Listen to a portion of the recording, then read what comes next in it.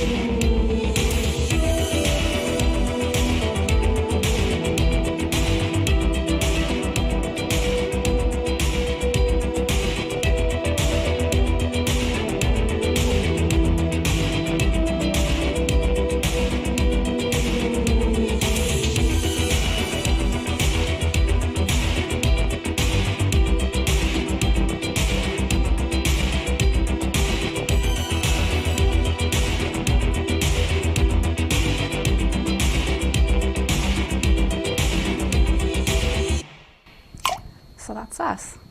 And you can see there's a lot of really varied work there and clients from all kinds of industries, a lot of hard surface modeling and a lot of organic modeling as well. For example, we do lots of 3D modeling, hand sculpted, really sort of realistic visuals, really organic stuff.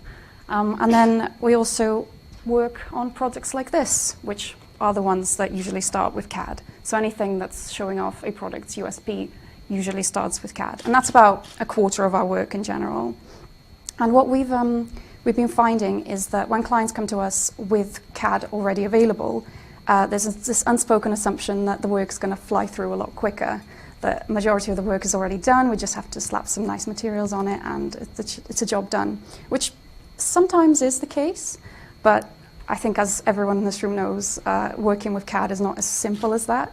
And it does depend on a lot of factors, sort of the speed at which we work. And that's obviously whether we're receiving full models or just blocks, the format and the quality that goes hand in hand with the kind of CAD format that we're getting. The sensitive IP as well. Sometimes we actually have to fill in the blanks when we're receiving products that we have to visualize because there's just some things that we can't show. So we have to kind of visualize something to go in place of that doesn't give too much away but still looks cool. And any other details that are added in manufacturing, that's all down to us. So any of the beveled edges, any of the surface finishes, anything that's right at the end on the basically the last stage, that's all up to us to visualize and put on the model. There you go, that's just to show that it is all very heavy and very CAD. So in the past, we've had quite a complicated workflow when dealing with CAD. We've had various formats come through from various clients. And as you can see there, all of them will have their advantages and disadvantages.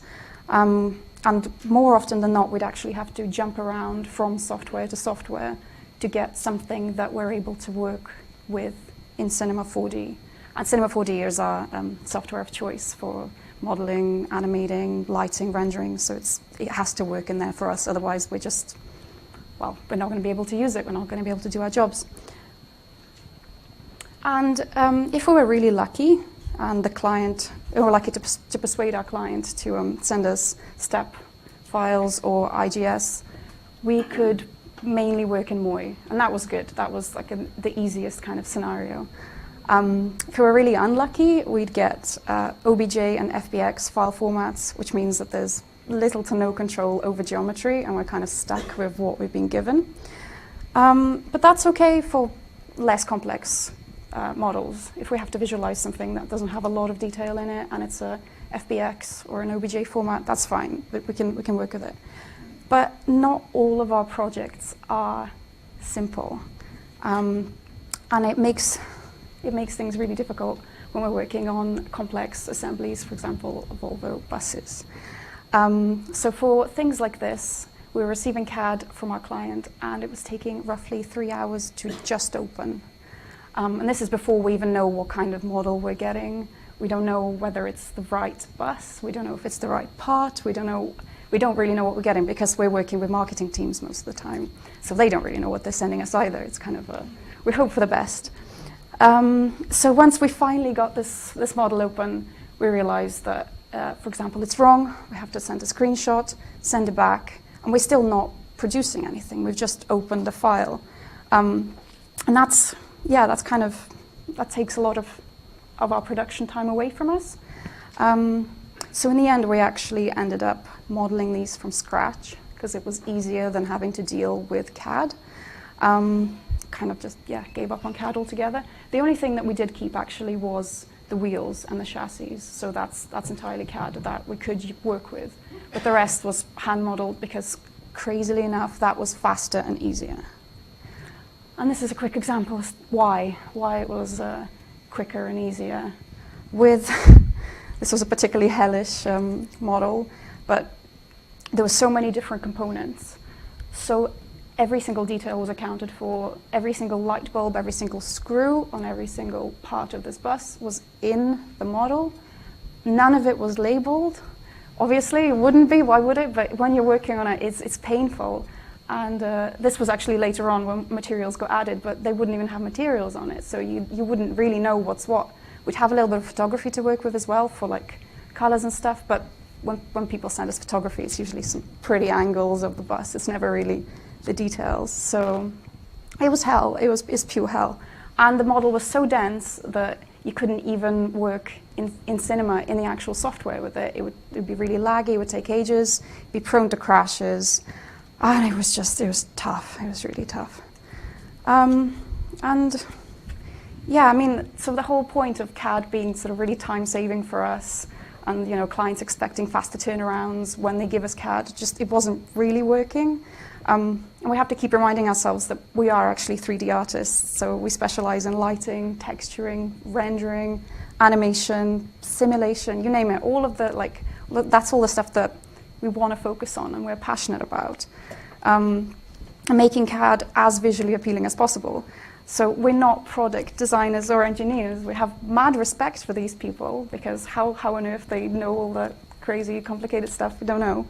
But we personally enjoy spending time imagining how things like condensation would look like on a beer bottle that doesn't yet exist in real life and making it really cool. So it's two different worlds, completely different worlds. And that's why it was super cool that it seems like the answer to our CAD-based prayers were answered in the latest release of R20. It seems like a really simple update, but files opened, and that was it. We could open files straight into Cinema and send clients screenshots. The back and forth between other software was minimized. We could actually do our work. Crazy, right?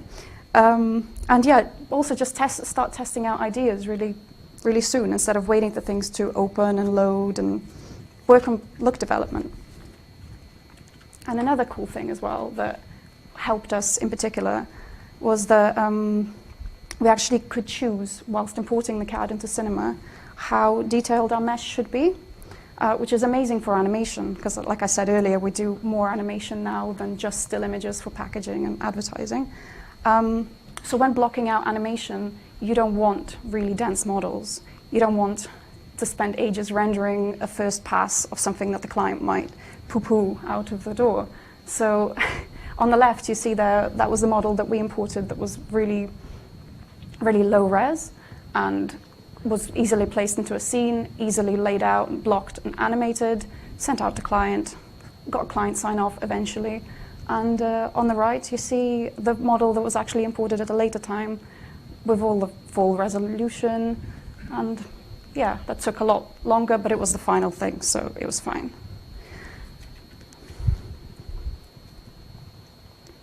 Yeah, and you can also assign random colors to the model during import, which is really cool for us. So you can actually distinguish different parts of the model without really needing to know what you're working with. So that's just some quick examples of the different type of CAD that we work with. It's not always super complicated, but there's definitely different parts to it. So the fact that Cinema can just put colors on different materials of the model before you're even working on it is amazing for us.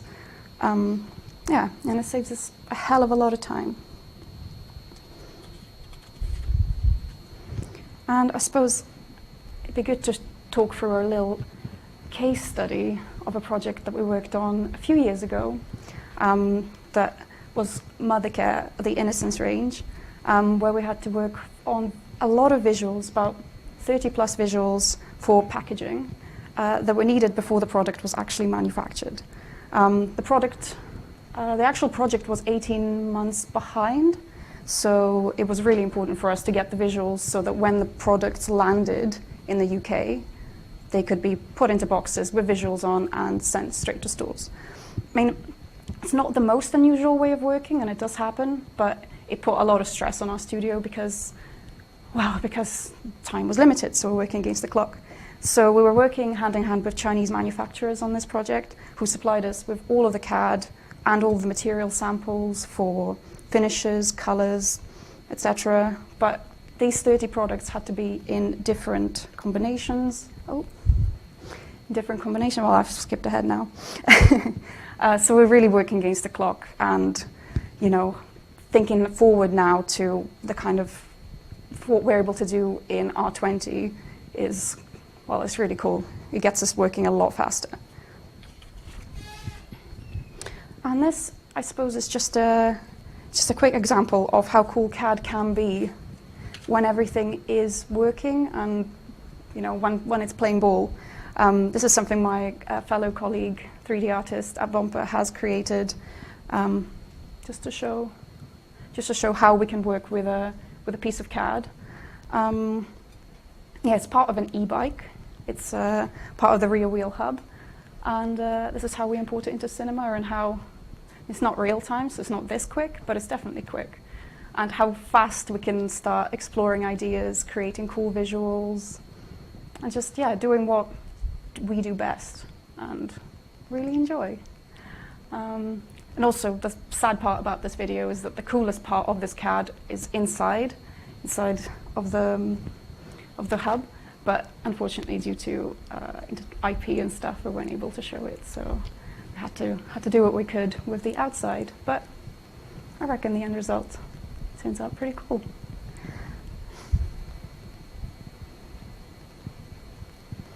Yeah. Felt like I really sped through that, but I was really worried of going over.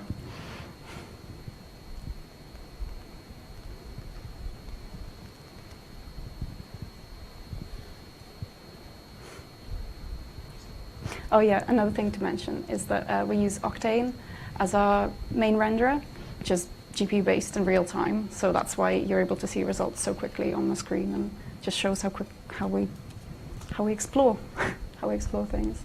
And at some point soon, the final visual is going to come up, and it's the same one that you saw at the start of the presentation.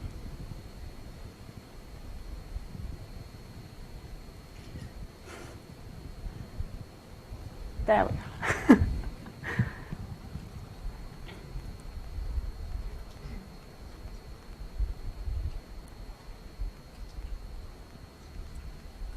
And that's all from me. So yeah, thank you all so much for listening and turning up. And if you want to chat to any of us or ask any questions, there's some business cards on the table over there. And yeah, I'll be around. I know the guys at Maxon are going to be around. So yeah, it'd be good to chat to you guys. Thank you.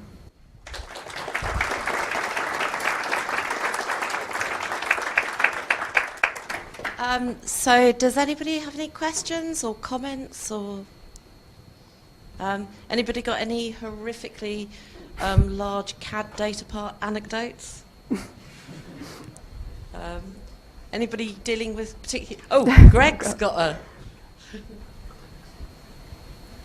So when you're importing CAD data in Cinema 4D now with R20, how does it optimize the data? Do you have control over how much it optimizes it, and how does that work through dialog boxes and things like that? Oh yeah, yeah. It was really quick in the video that I just showed. We probably should have slowed down on that part, but yeah, there is obviously a dialog box, and there's a lot of things that you can choose from. You can choose the tessellation, you can choose the colors, there's a lot of things that you can work with. So for example, all of the nuts and bolts that I was talking about on the Volvo project, now that would be so much faster to work with, because we could choose we can tessellate by scale, basically. That's what the option's called. Mm-hmm. So we can choose for the smaller objects in this big scene to be a lot lower resolution, basically. Mm-hmm. So they're not taking up loads of time rendering and not slowing down your scenes, which is huge, because CAD often contains so many tiny parts that when you're visualizing them at the end and just trying to create a nice image, you don't really need all of that detail in the tiny things. So it's massive, and the dialog box is really cool. So can you pick specific features from the feature tree that you don't want to import? So you can, as long as it's labelled, as long as you understand the feature tree, you can say automatically ignore all the nuts and bolts when you import it. Yeah, or just make them as low a res as possible. Okay. Yeah, so they're there, but they're not taking up all of the. And then you can work to a polygon budget or something to get that. Yeah. So you get the performance that you need. Yeah. Previously, we'd just be removing chunks of CAD to make the work a little bit faster. And then, down the line, you'll be thinking, yep, this is working great. And then you realize there's a massive hole in the model because you removed something that you didn't know was attached to something else. And that really sucks. So you have to go back on yourself. Whereas now it's so much simpler.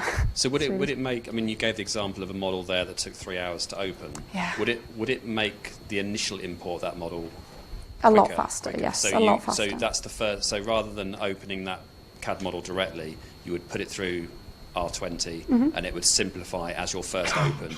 Yeah, well, because we work with R20, we'd load it straight into R20 and then we're already there, and we can begin lighting it, setting up the scene whilst the client is looking over the screenshot of what we received and deciding whether it's correct or not. We can already start our work rather than before it'd be like, just take a lot of time. So the optimization isn't a number crunching routine that takes a long time to process. It's quite that in itself is quite quick.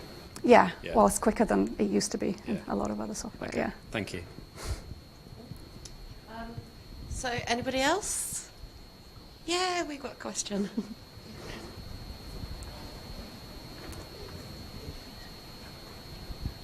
How do you find Octane with large files and things? Do you find you hit limits with the rendering side of it all, or is most of your stuff still not too bigger? Well, I mean, stuff? the biggest model that we've put through Octane was those buses. In fact, we used to use V-Ray for it, and then that was driving us insane, so we switched to Octane, and it's been fine. But these models are the most complex models that we work with, I think, just because it contains so many parts. So I think, we find it fine.